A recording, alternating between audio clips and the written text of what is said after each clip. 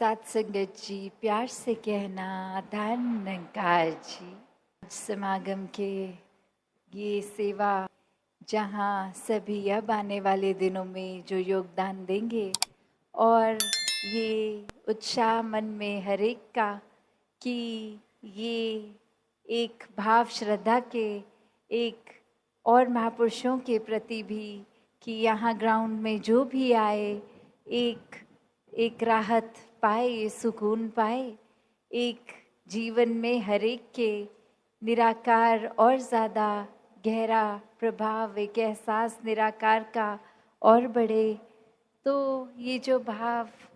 चाहे हर एक ने कोशिश करके यहाँ सेवा में आके योगदान देना है,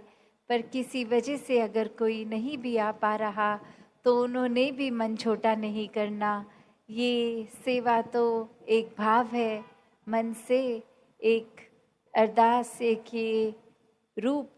तो कैसे हर एक ने जहाँ एक समागम के प्रति जो रुझाव अभी है वो बाकी का साल भी पूरे एक मन के भाव वैसे ही होने चाहिए कि एक सत्संग जाया जाए, संतों के दर्शन करके उनकी वाणी को जीवन में अपनाया जाए, एक दूसरे के चरणों पे अपना सर रख के ये अहंकार रूप तजा जाए, हर एक में ये परमात्मा, ये निराकार ही नजर आए।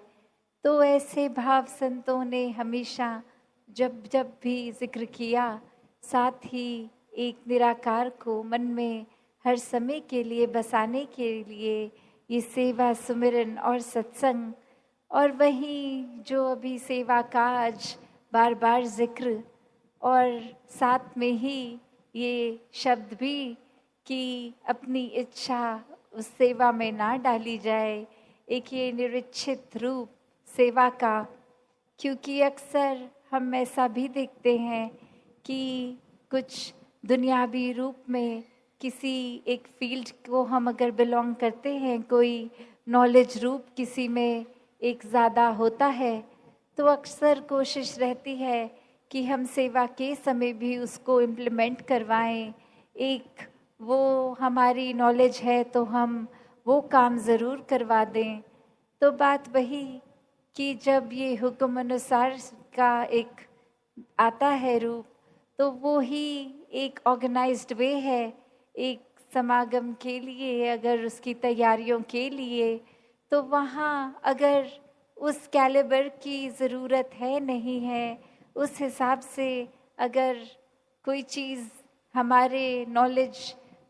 को अगर दर्शाती है और हमें करना है, तो वो ज़रूरी नहीं उस समय उसकी नीड है, उसकी ज़रूरत है। तो उसी अनुसार तभी वो जो हुक्म रूप में सेवा है कि जब जिस तरह एक आदेश आ रहा है वैसे ही एक रूप सेवा का बनता चलता है, तो वो एक सिस्टमैटिकली भी जहाँ और वहाँ एक मर्यादित रूप, एक मन से श्रद्धा है, तो फिर तो किसी तरह की भी सेवा कहीं पे भी लग जाए, वो मन में फिर कोई और भाव नहीं लाती। क्योंकि सेवा करने के समय तो संत हमेशा सिर्फ सेवा करने ही आते हैं, ना कि इसलिए कि कोई सेवा करते देखे या हमें अपने पसंद की जगह पर ही सेवा मिले। अक्सर मन इतना जुड़ भी जाता है एक तरह से एक सेवा करने के लिए कि अगर उस समय सेवा बोल दी जाए कि आज आपका एक ये ध्यान नहीं कि आप हर बारी अगर प्याऊ पे ही होते हैं तो आप इस बार प्याऊ पे नहीं, आप इस बार कहीं और टॉयलेट इत्यादि में अगर लग जाए, तो मन फिर एक उस सेवा को भी एक्सेप्ट करता है कि नहीं। मन में ये भाव भी कि इतने समय से इस जगह पर कर रहे हैं, इतने एक्सपर्ट हो गए हैं इस जगह पे सेवा करते करते, तो अब हमें कोई नई जगह पे क्यों डाला जा रहा है। तो भाव वो नहीं, भाव तो यही कि जहाँ जब ज़रूरत, एक कोई एक्टिविटी वाइज सेवा नहीं, सेवादार तो हर समय का सेवादार, हुक्म के अनुसार करने वाली, मन की इस इच्छाओं को एक अहंकार रूप को छोड़ के पूरी तरह समर्पित रूप से ये सेवाएं, और जहाँ फिर वो सेवा है वो सेवा को सेवा की तरह ही किया जाए, क्योंकि वो सिर्फ कोई कार्य नहीं कि अगर उदाहरण के तौर पे कि एक मिट्टी और तसले और वो तसलों में मिट्टी भर भर के आगे देना, तो ये भी मन में इसलिए नहीं कि रोज़ सुबह आ गए, पर वो मन का भाव तो सिर्फ कि आज कोई एक्सरसाइज हो जाएगी, आज भार उठा लेंगे, या फिर एक रूप की कुछ हमारे शरीर का बल है, हम ये कर सकते हैं, वरना और कोई इतनी फुर्तीली तरह से नहीं कर पाएगा। तो अगर मन के भाव हैं ऐसे, तो खुद ही एक बार देख लें कि सेवा में फिर कोई ना वो शरीर की ताकत चाहिए, सिर्फ वो मन में एक भाव चाहिए। वरना तो तरह तरह की मशीन्स होती हैं जो अगर पूरे पूरे दिन की भी हम सेवा करें, वो 10 मिनट में उससे ज़्यादा एक जगह से दूसरी जगह तक वो कार्य कर देंगे। पर यहाँ वो भाव एक हाथों से सेवा करने का है, एक भाव कि हर कोई एक सेवा का एक फ़ायदा उठाए। और ये फ़ायदा क्या, ये कोई दुनियावी फ़ायदा नहीं होगा, ये जो अभी हम गीतों में भी सुन रहे थे कि सेवा में सुख है, जो सेवा करता है वो एक अपने मन को हल्का पाता है। तो वो बात ये नहीं कि अगर कोई शरीर की पीड़ा है वो सेवा करके दूर होगी। एक शरीर तो परमात्मा ने जिस तरह दिया और जिस तरह हमने उस शरीर का ख्याल रखा उसके ऊपर आधारित होती है वो तन की एक कोई हालत कैसी है, कोई अगर बीमारी है या कोई और तकलीफ है। तो बात वो नहीं कि सेवा करके एक रूप की एक बिल्कुल शरीर ठीक होगा। ये तो जो परमात्मा ने निराकार ने जिस तरह रखा, हमें अपने एक चेतनता के साथ उस समय अपने आप को ठीक रखने की जिम्मेवारी है। ये सेवा का भाव वही कि ये शरीर भी ठीक रहे। पर अगर हम मोटिव ही ये बना लें कि हम कोई शरीर में पीड़ा एक एहसास कर रहे हैं तो सेवा करेंगे और वो तकलीफ़ ठीक होगी, तो फिर असल रूप में सेवा हो ही नहीं रही, क्योंकि ये एक इच्छा है शरीर ठीक करना, उसके बदले में एक सौदा हो रहा है सेवा का। तो भाव वो नहीं,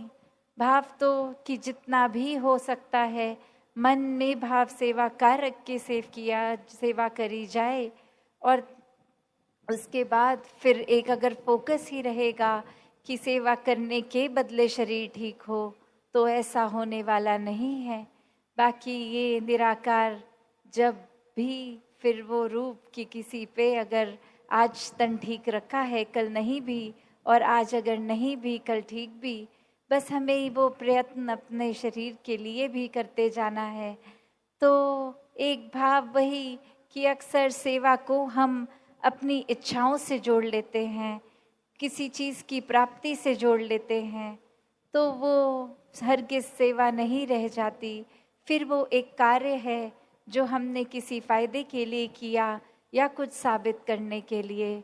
तो सेवा को पूर्णता से सेवा की तरह ही करें।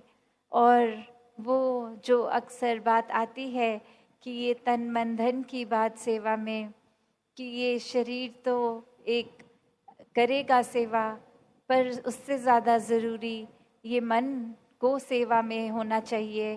तो हर किसी के जीवन में जहाँ आने वाले दिनों में ये सेवा का अनगिनत मौके और उसको संभाल करते हुए उसको भी फॉर ग्रांटेड नहीं लेना, क्योंकि कभी भी ऐसी कोई परिस्थिति आ जाती है कि हम अगर आलस कर बैठे कि आज सेवा पे नहीं जाते कल चले जाएंगे,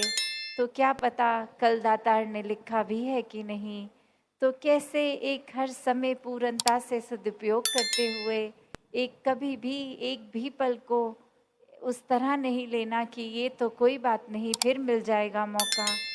तो अभी जो दातार ने बख्शा है मौका उसी में जिएं, उसी के साथ इसी के साथ इसी के रंग में रंग के जिए।